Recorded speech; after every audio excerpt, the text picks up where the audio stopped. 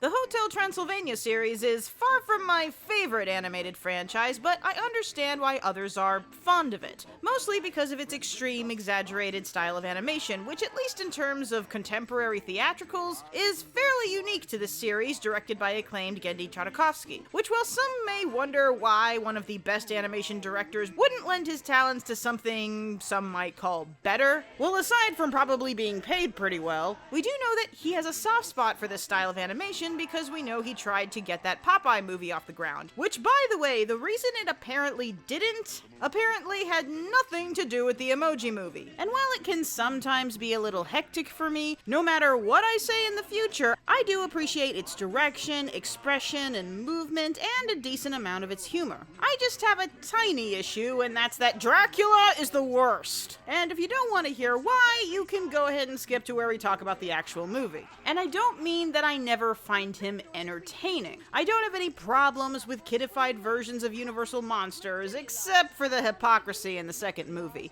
And I think that Adam Sandler does a decent job. But I am fed up with pretty much any story and frankly real-life instance of dads being unnecessarily intrusive on their daughter's romantic endeavors. I want this trope to drown in lava and gargle arsenic, or vice versa. That said, while he's been one of the first ones that comes to mind when mentioning this garbage trope, looking back at the first movie, I admit he's far from the worst of these, certainly in comparison to most anime dads. Oh, he still does some awful stuff unless you think that intentionally traumatizing his child so she'll willingly enslave herself in his basement doesn't technically qualify as mental abuse. However, he does warm up to Jonathan relatively quickly, and yes, the entire point of the movie is that he's learning his lesson about shielding her too much. Because as long as it's a good lesson, we can repeat it incessantly, right? Raise your hand if you want more gender commentaries! However, even if I see myself giving him a bit of leniency for the first film, in the second film, he has no such excuses because everything he does is out of selfishness and prejudice. He maneuvers his way so he's the first one to hold his newborn grandson before, the parents. Again, he schemes and manipulates to get his daughter to stay by his side instead of letting her live her own life. And oh yeah, he prevents his daughter from having a passionate kiss with her husband at her own wedding. Oh my god, this guy. And if that wasn't enough, just when you thought there'd be one part of the Emoji Movie that wouldn't be painful, in the short film at the front, he undermines his daughter's parental authority and gets his grandson a dog after she says no. Oh yeah, and he also chucks his grandson off a scaffolding just to prove that he isn't gay. I mean racially impure. I mean human.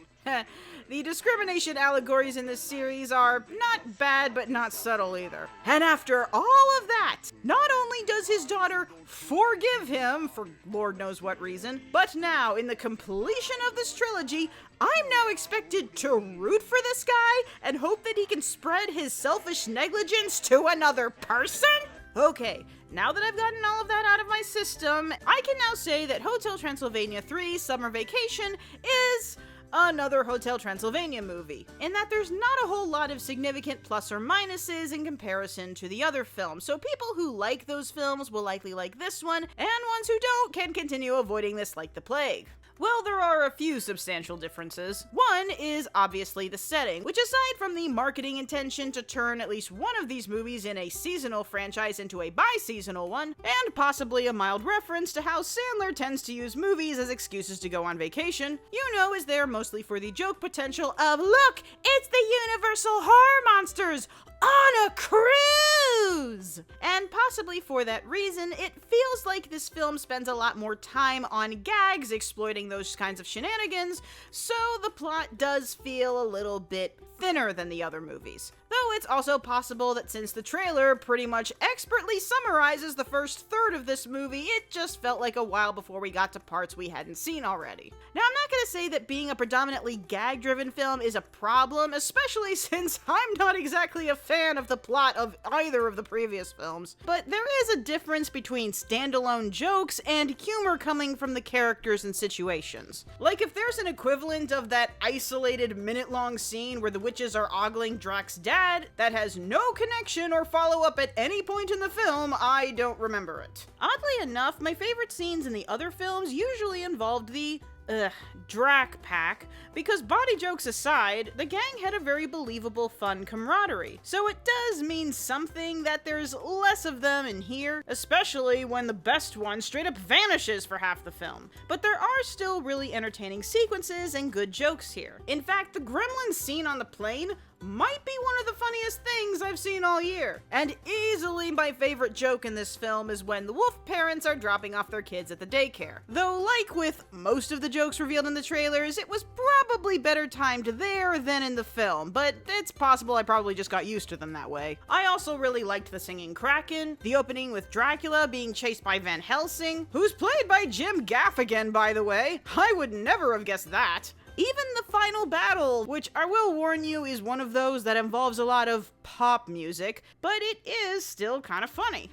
I wanted them so badly to play Rickroll. That'll make sense if you've seen it. It would have been better than what they ended up going with, and the animation can make the non-humorous moments still entertaining. But then of course there were jokes that didn't work, and fine, that happens in films, not every joke is gonna land. But it kind of bothered me when they seemed to be messing up some pretty basic rules of comedy. Like there were some jokes that just kept going and refused to die long after they had stopped being funny. And correct me if I'm wrong, but didn't classic era cartoons have a thing about timing music to emphasize movement? So why in a completely visual, dialogueless sequence is there a generic movie orchestra that doesn't do that? You made a scene with grown people flopping around like idiots look ridiculous. Still, I give it to the moments that had pop music, at least the movements were well timed. And then there's this complete rule of three breakdown where suddenly the dog talks. Say hi, Bob. Hi, Bob.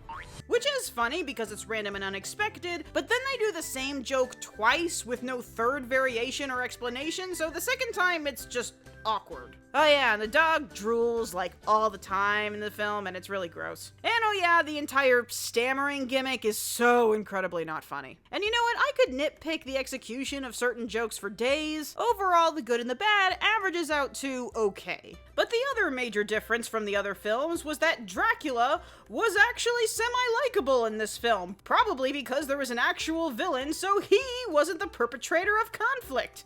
Well, almost. Yeah, he does do this one thing for the sake of providing minuscule conflict, and that's that Dracula doesn't know how to tell Mavis that he wants to date. So, again, the majority of their interactions involve him keeping a secret and lying to her. Oh my god, for the love of basic civility, she is married with a child. Why is he incapable of talking to her like a fucking adult? But I get it. While shotgun dadism specifically is inherently terrible, in general, territorial and envious emotions when it comes to people you care about, or even people you don't, whenever they spend time with someone that isn't you, is common. In fact, just last month in the short in front of The Incredibles, we got the gender-flipped version of this trope. And this time, it's now Mavis's turn to feel a bit weird at the prospect of her dad dating. I know, he'd suddenly have someone else to vaguely manipulate and not take seriously, which is exactly why I would have preferred it if she had been the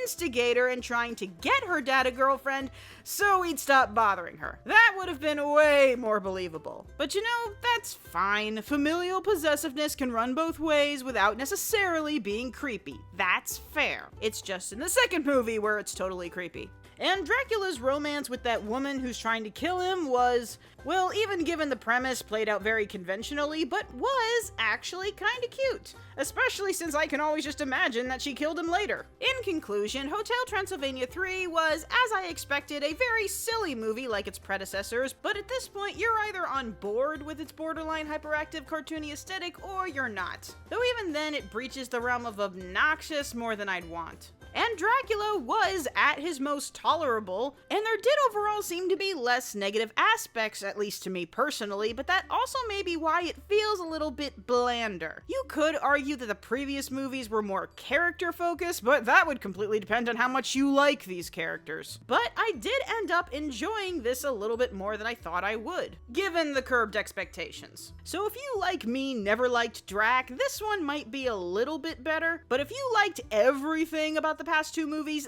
this one is a little bit weaker. This will be quick. Ever ever hear of great films that will completely ruin your day? Well, that's Bird Boy and the Forgotten Children to a T. It's beautiful, it's haunting, it's so soul-crushingly depressing, it makes Game of Thrones look like mighty Magiswords. Watch at your own risk. If you want a more cheery recommendation, go eat ice cream. And then watch Assassination Classroom or Ouran Host Club. Comment, like, subscribe, etc., and you stay incredibly shiny, Animaniacs. Never gonna give you